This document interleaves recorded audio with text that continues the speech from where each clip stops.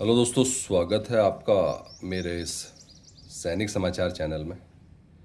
दोस्तों, OROP 3 की जो पेंशन टेबल है, जो इस महीने का OROP 3 का सिपाही से लेकर कैप्टन तक का जो पेंशन है, वो अब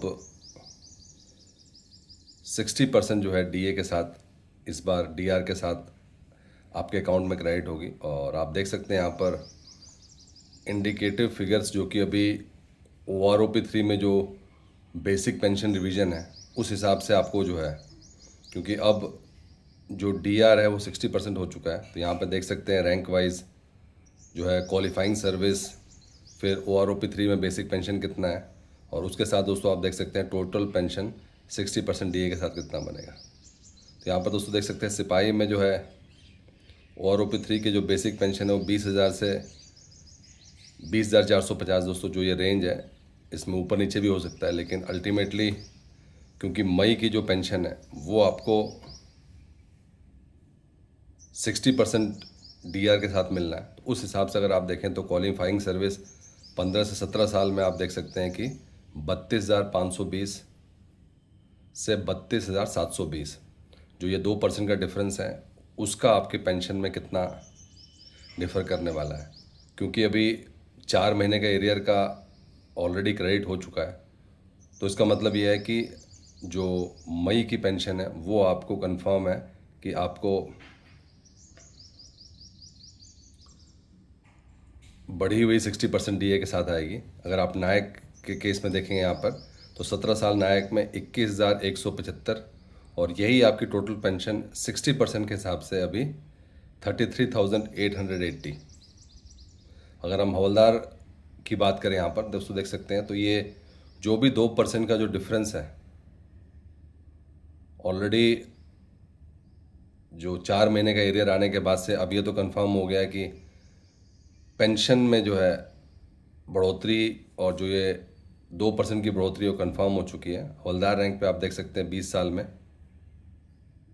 OROP 3 में देखिए 22,000 रुपये, और उसके बाद से अगर हम 60% DA देखें तो 35,200।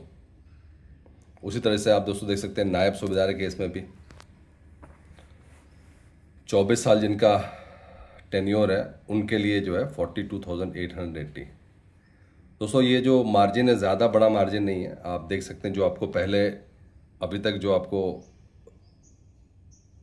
पेंशन मिल रही थी उसमें सिर्फ और सिर्फ 2%। आप देख सकते हैं the table below an indicative monthly pension for selected ranks. तो यहाँ पर जो टोटल डिपेंडेंसी है इस केस में वो आपका बेसिक पे है। जो भी आपका बेसिक होगा उसमें जो आपको पिछले महीने मिला था उससे 2% ज़्यादा मिलेगा। यानी कि आप जब अपना सैलरी का जो पेंशन का आप स्लिप एक बार कंपेयर ज़रूर करें, जो पिछले महीने की पेंशन स्लिप है, यानी कि जो अप्रैल की पेंशन स्लिप है उसको मई की पेंशन स्लिप से अगर आप कंपेयर करेंगे तो आपको उसका बीच का डिफरेंस आपको मिल जाएगा।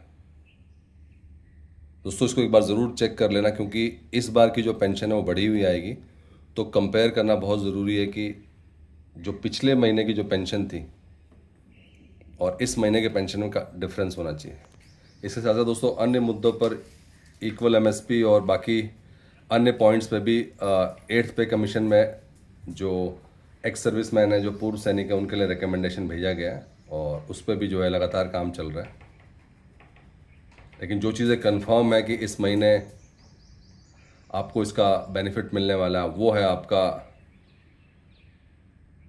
जो DR में बढ़ोतरी है वो ऑलरेडी लागू हो चुकी है, और इसके साथ साथ जो 4 महीने का एरियर है वो भी आपको आपके अकाउंट में, जो मैक्सिमम लोग हैं उनके अकाउंट में जो है क्रेडिट होना शुरू हो गया।